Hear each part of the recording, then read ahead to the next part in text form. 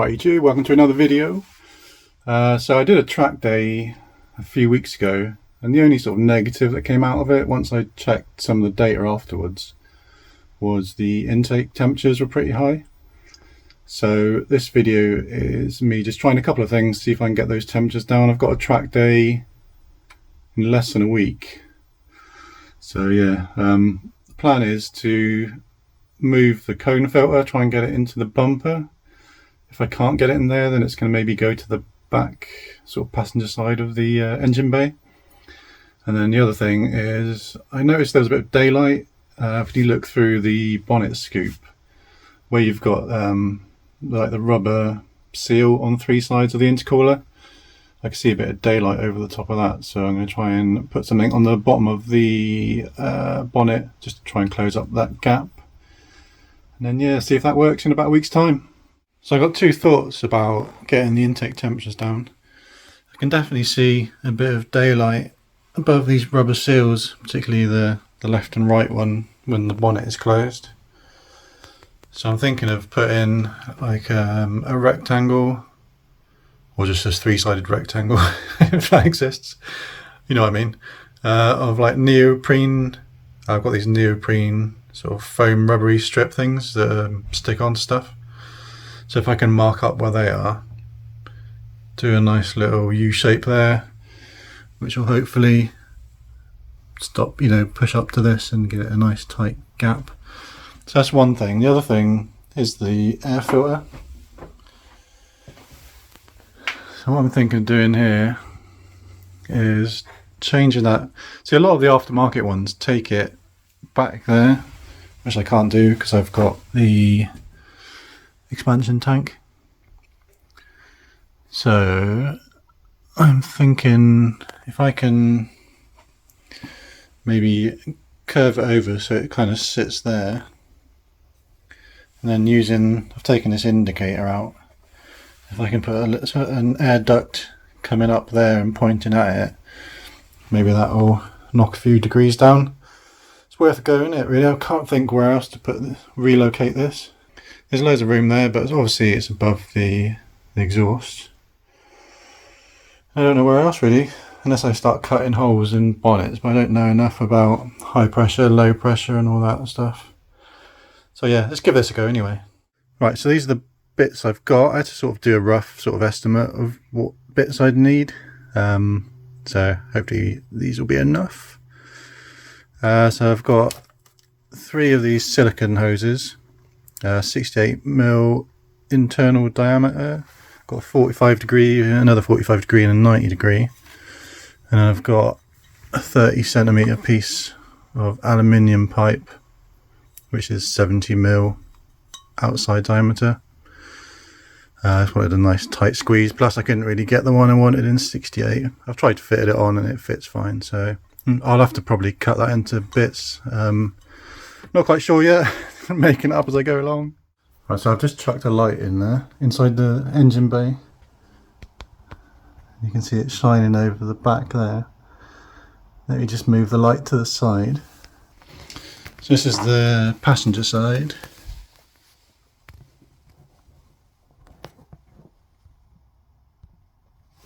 You can kind of, a bit blurry, but you can see the light coming over the seal there. You get the picture. It's not sealing right. So the plan is to use some of this neoprene, it's like kind of foamy rubbery type stuff with a sticky back on it. So I'm going to use, I imagine it'd be more than one layer. I'll build up a couple of layers, I think,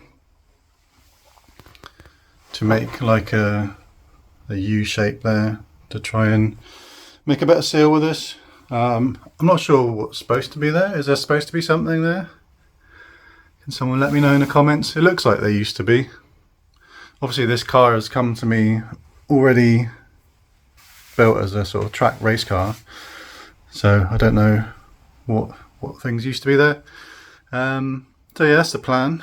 I'm going to start with that, I think, because it's easier than making the induction kit, which I'm hoping I can go from there down into here. If all else fails, maybe through there and back into there, I don't know. we shall see. Alright, there we are, I've done my first pass. So I've noticed there's a lot of air showing on this side, so I have to build this up quite a lot around here. This side's a bit better, I can see a bit better at the back as well, so yeah, I'll do a couple more layers and see how it looks. Alright, there's that done. Hopefully that will stop any air escaping from the sides of the intercooler. So I took an absolute age yesterday trying to figure out somewhere to move the intake to, the cone filter. Let me show you what I've done. It's not like groundbreaking or anything, but let's have a look. So before I started, I wanted to end up with a filter in there, so you get a nice bit of air coming in from where that light was. But I just couldn't get it so that it wasn't being hit by this. So then I thought about putting it up there, and then at some point having like a vent to provide air to it. Then I gave up on that because the pipe was pressed up against the expansion tank, so that's not ideal either.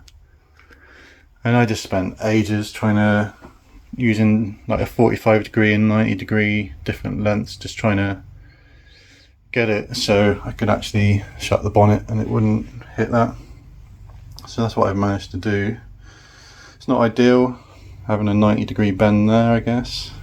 And I've removed the washer thing, whatever it's called. I suppose headlight washer. I've removed that. So I'm not sure whether to leave that gap or just stick the that bit back in. But that's for another day. So what I have also done, as you can see there, is wedged a 45 degree silicone pipe. I'm going to mark that up and trim it so it's nice and flush. It's a real tight fit, that is. So hopefully it doesn't really need attaching. Might trim those off because they're not really needed. And at least it's directing air straight at that filter. So yeah, not groundbreaking. I'm really struggling to, well, I was really struggling to find somewhere to put it. Loads of space over there, but typically you got your exhaust manifold, so that's pointless there. Having it there, really not much point either. I'll do a little before picture now. You can see like it was just like about 5 mil away from here. So at least I've moved it away from there and getting a bit of cold air feed to it.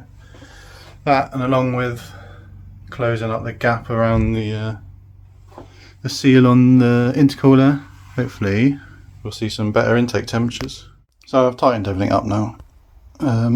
It's not quite as epic and groundbreaking as I was planning on, but yes, like I said, I can't really find anywhere else to put it where it doesn't get in the way or just make it worse.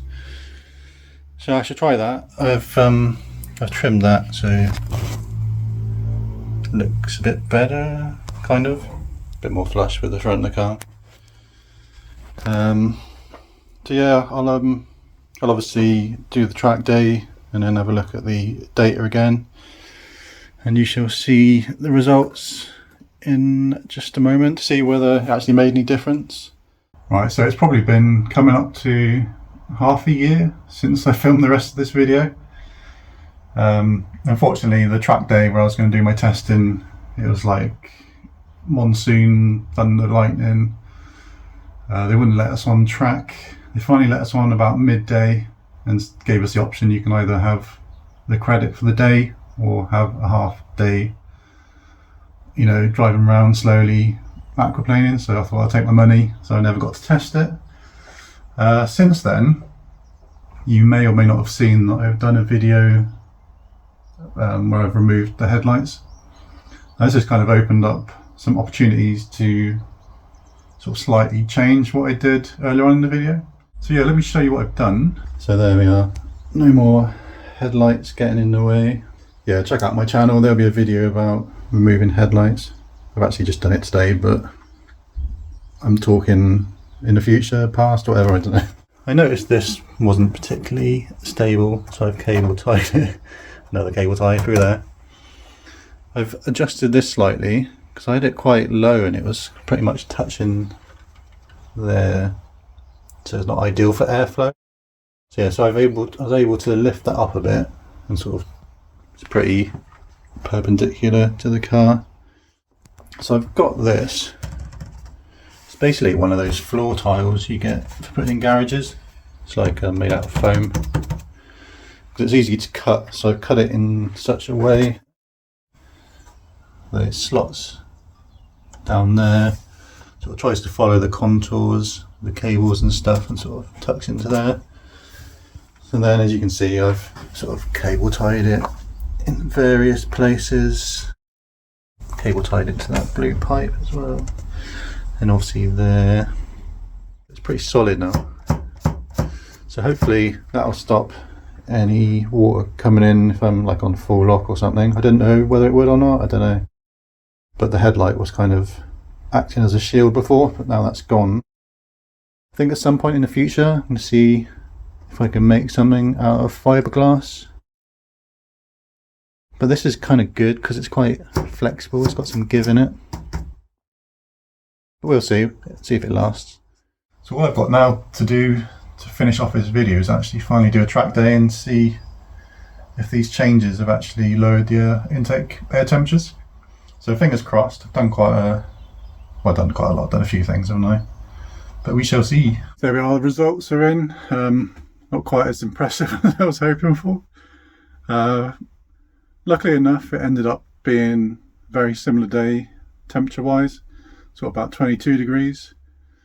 And I've written the results down because I can't remember. So before, when I was proper going for it, I was sort of getting a max of 81 degrees. And then after all the changes, I was hitting like a max of 77, 78, so only like a few degrees lower, but still lower I suppose.